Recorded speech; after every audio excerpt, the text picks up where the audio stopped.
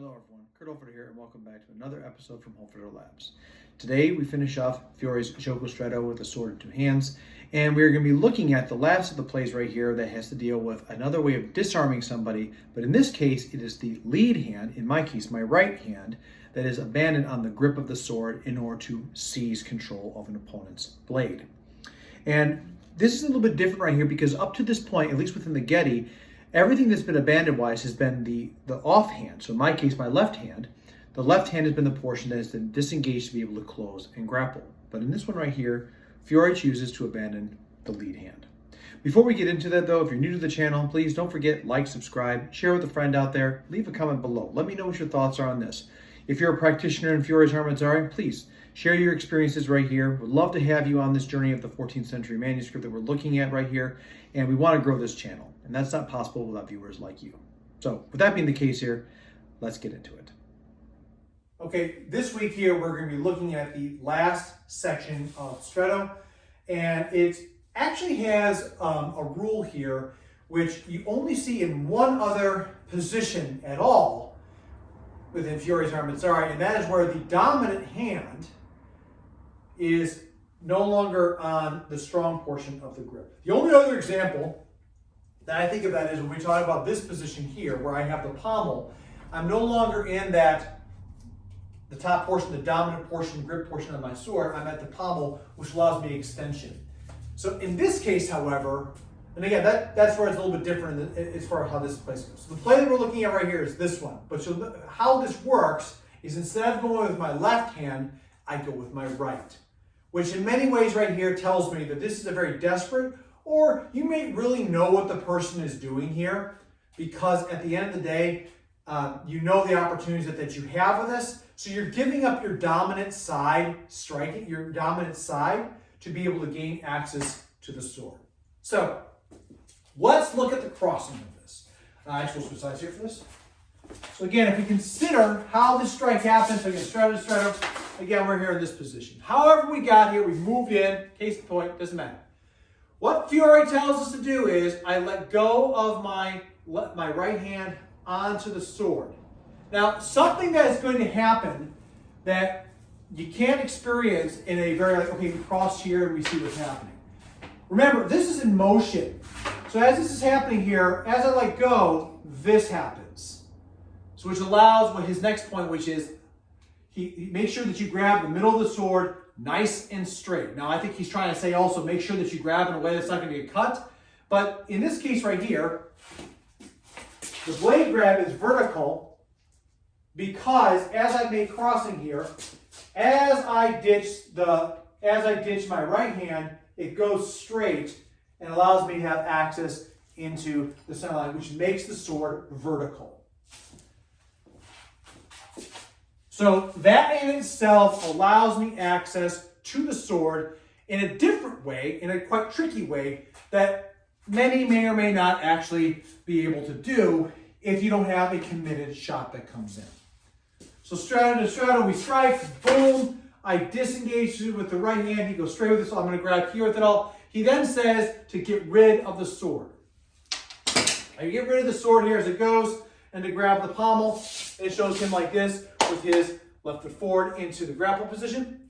And off of this covering right here, he then says, I'm going to turn the sword horizontally to the left, which I think he's talking about the opponent's left. And at the same time too, I'm going to go to the left with my body. So in this case right here, as I rotate it to the left side, I create the crossing arm right here, which is difficult for him to hold on, so I create a disarm position. And off of this, I also shift offline to turn back. So in crossing right here, we'll get a little bit more of an angle. So I'm here with this. I shift up and over. My pommel's right here. One thing I also notice with this is the pommel is right in line with his elbow. This does not mean I'm going to try to strike the elbow. It just means that as I do this right here, if he grips really, really, really tight, if I come over top, I create that line that we see here from the first concept of Armazari to cause a lock or a break. If I just use my arms, if he just resists me with his arms, I use my arms here to go flat, I go into the weak section of his body, which allows me to come over here to turn. So I'm going into his left, which allows me access. So if he really really holds on to this, like he won't let me go with this, it's still a lot there for him to not let go of the sword. If he's a really tough guy, and in this case right here, I mean, he won't even let me turn it. This is where, if he's just fighting with the pectorals and the hips of his stuff here, this is where I utilize, again, further left motion assisted with my body weight, where I can use, once again, tutta volta to help me here as far as getting him out. So he's fighting here, he's not even letting me turn it, so I decide to maybe a crescent and then turn over top, which allows me to get the sword out of his hands, and from here I can grab it, hit him, throw him, whatever the case may be. So the big concept of this right here is, again, in crossing, it is something that happens. It doesn't mean that the blade automatically moves a stick. Serious strike, he's pushing it at me here, I let go and I grab. So there's still a vertical position here for this. So if he is trying to grab, I have a strong grip here on this, this could be a spot where maybe what Connor is doing here is we've crossed and he is actively trying to push to my throat, right? He's trying to cut me down with this. So he goes this way with it all. He's trying to push towards the throat. I keep the position here, which allows me to go across this way. And you can tell, again, allowing that cross guard to go into place, I'm still keeping a good connection point because I'm at the forte di spada and I have my quillins to help me lock and protect myself. This doesn't mean that he won't hit me in the face. It just means in this case right here, there could be different reasons why this is happening. Remember, at stretto, if I'm here, there's nothing saying, if I go, I can't stab him so much, but I can still strike the fendente by going into his body by using largo, or stretto again to go into his body. It is very nasty. So if we cross and he starts to do those things, I come across here, which allows me to have the access to this. When to ditch is the difficult part. For that, we'll use one of these. Do that. We cross, he starts pushing at me. It tips over to the side here with this. Automatically, I can feel this thing push over, which allows the access point to then turn. The thing about that is, as I'm doing this right here, this has got the potential to hurt him, hurt me, as it's going. Now mind, this is a slick one right here, so it just slides around, whatever. But if you're talking about keeping it here in that spot, which allows access, you're now talking about how to move around in different directions here to create different points of crossing. Additionally, on this position right here is that it does tie back. We talk about how we come to this in many ways. In this position. In this case right here, I'm coming in, I'm allowing myself to come over and over top, which allows me to shift over. So even though my hands are high and low here, it is the same concept.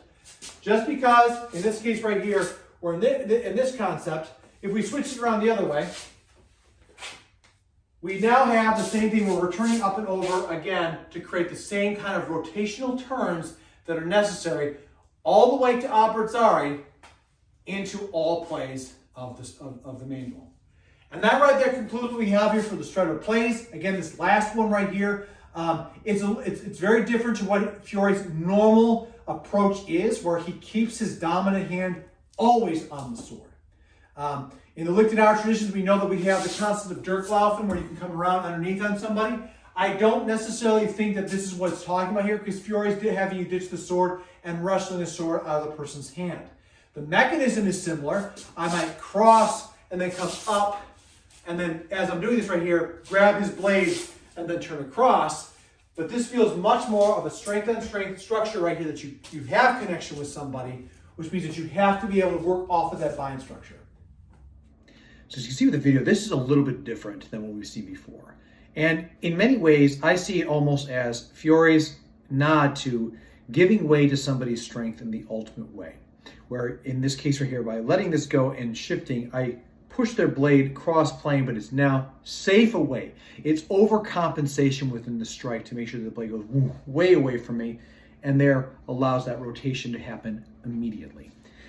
This to me also has got similar, although not surely not the same, similar aspects to the Dirklaufen that you see within the Liechtenstein traditions, where you bring the sword up and around with the left hand and you go into a throw. However, in this case right here, the thing is the sword is still in a very vertical spot where it's in front of us. And that to me indicates that Fiore understands that the person that's crossing right here, they may not want to let go of that center space. So what do you do in that area right there? And his answer is to go completely weak, allowing yourself to come over, secure that portion where you still use your cross guard, your blade, to bring it over to one side, gain access, ditch it, grab, and then rotate out. So again, like I said before, it doesn't say anything here about what to do in other forms and fashions about whether you should turn or how this works. And it says rotating horizontally to the left. Now again, from my perspective, as I'm rotating that's going to my right. And unless something was different as far as perspective-wise for them, maybe they're thinking that the left hand's coming up, I don't know. I think that they're talking in reference to the opponent. If I come over top right here, I'm cross-armed, and that's actually a really bad position for me. The other option, like I said before, that utilizing tutta volta as I rotate this horizontally and then turning my body outward right here, which allows me to move to the left and therefore gain access over the arm. You might have noticed in this right here, there are elements that have been seen within some of the dagger plays where we aim to attack the elbow, how we rotate out to cause areas to make someone let go of a dagger. This right here, I believe, is building upon that concept that we've already seen within the dagger sections and adding to already a list of nasty little techniques that can happen depending on what the sword is it's in your hand. One other thing about this right here, when it comes down to blade grabs, again, the big part about this right here is, as I've said before, in every section right here when it comes down to blade grabs, it is impossible to not grab a blade without risk or injury to yourself. And I think Fiore understood that, which is why this is at crossing and it's not a blade that's in motion. It's at crossing so you can grab and secure. A big foundation of that we think is happening right there is it has to deal with the binding of the sword. Meaning, as we've said for our interpretation, edge to edge in, which locks it up and therefore controls and contains it. Another factor of that is also pressure of threat. So being in that cross, and like I said, I can shift and I can put the blade into the neckline of the person that's right there, right? So in that area, if I have that pressure of threat, that might make somebody want to push back aggressively into don't hit me in the neck. Even the most sound combat professionals, no matter whatever happens, always have some form of response that goes into contending with threat. And that could possibly be, going to frontale, which is a trained action, or just pushing straight out, which is maybe just a minor reaction. They have, not minor, but a low-level response as far as the amygdala action to contending with a threat. So trained versus reactionary responses are very possible. Threat and binding are two big parts right here that make this work. And because we give way, it gives us the ability to move around and shift the play away from us so that the sword is clear and we're safe. So with that being the case here, that's going to do it for this video here. I hope you've enjoyed it. Like I said, I'm very curious to see what your interpretations are in regards to this play. I've seen different things out there when it comes to when it comes down to different people out there and their interpretations. In sparring, when I have gotten into clinches where you're both holding onto a sword, it actually makes it very interesting because it does change up the dynamic in regards to how you change the bevel and weight point of the sword itself. In this case right here, by being encased in this and both hands being in the center for the person that's got the sword, by moving around and rotating it, it actually creates an advantage to the person who's holding the blade. So remember, again, I'm not prescribing that blade grabs are 100% safe, not at all.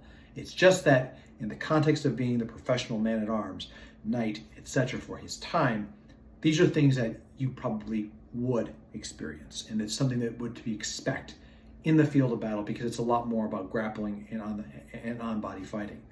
In our interpretation, how I see it, swords, daggers, spears, and lances, they're just combat multipliers. And it always goes back to the concepts of adversary. So thank you so much for tuning in. Again, please leave a comment below. And as always, everyone out there, please be safe out there, train well, and fight on. I'll see you all soon.